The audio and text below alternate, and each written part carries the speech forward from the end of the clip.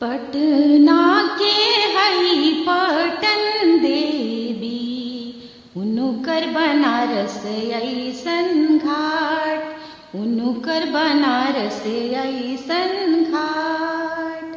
दुई दिन के भूखला तेरियावा, भैली जल बीचे खाड़, भैली जल बीचे खाड़।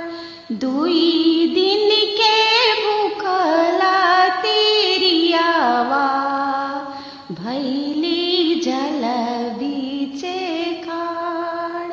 आँख उनुकर भरले काजल से, मांग सिंदूर से भरी, मांग सिंदूर से भरी।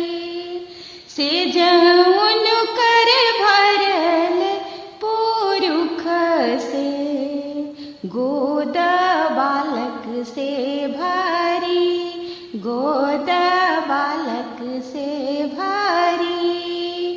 पटना के हई पटन देवी, उनुकर बनारस ऐसन घाट, उनुकर बनारस ऐसन घाट, उनुकर बनारस ऐसन घाट। दुई दिन के भूखला गौरा देई, भैली जल बीचे खाड़, भैली जल बीचे खाड़।